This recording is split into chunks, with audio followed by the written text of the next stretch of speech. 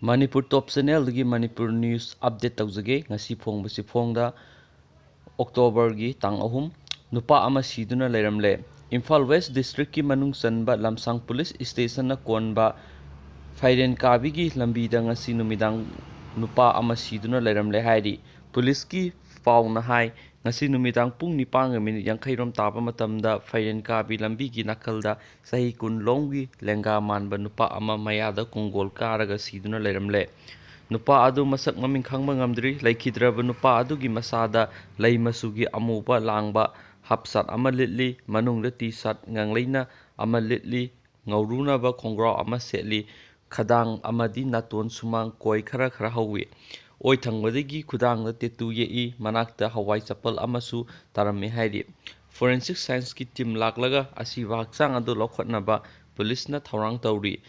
laikhidraba mioi asi mayang langjingdagi oiramba yai haina thajanari hairi aduga atopa paw amana rims da layengma lakpi nupi masa amada khut sanglubani haiba technician thabaktagi laothokhre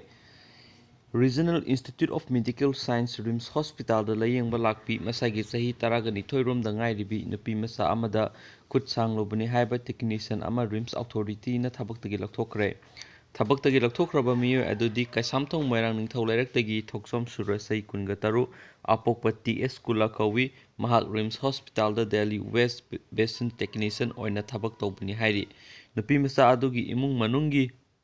mioi singna Paumisingda phongdorakpada nupi masa adu leihauhauba amadi puksai haiduna ngarang numidang Rims Hospital pukhalakhibani haukiba ahing nongyai matung pung ani rom tarakpada doctor na ECG launaba khangalakhi madudagi ECG launabaki damak left ta pusinki nupi masa adu ECG gi left manungda leihauraga mama mapanda lekhi ikhang khangauduna nupi masa aduna laurakpadagi thong hangdoktuna yenglubada ECG technician Surasna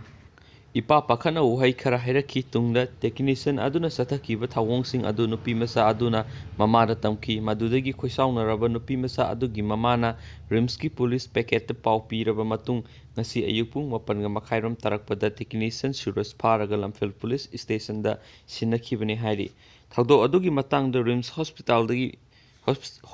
gi medical superintendent Pro Arun Kumar na pauksi asida phongdorakpada ngasi ayu anganbada hospital asigi ECG laboratory da pamda thawdok thokle haibigi paw phangki layengba lakpa nupi masa amada molest tawbiki haina charge tawrakliba technician Suras police ta sinakre loinana hairiba technician asi thabaktagi lauthoknaba order amasu Rims ki deputy director administration na thokre matungda asigumba pamdaba thawdoksing thokhandanaba matik sabe action laukhatlagani haina sumahakna makhatana phongdokhi amaromda kanglaipak student Association KSA nasu ngasi Rims Hospital la thokiba thawdo adu yamna haksina lawbuga loinana akanwa mongda condemn tawkre thawdo asida sinariba Suras pumari leinaba authority na logi matung ina akanba sairak phanganaba appeal su tarokli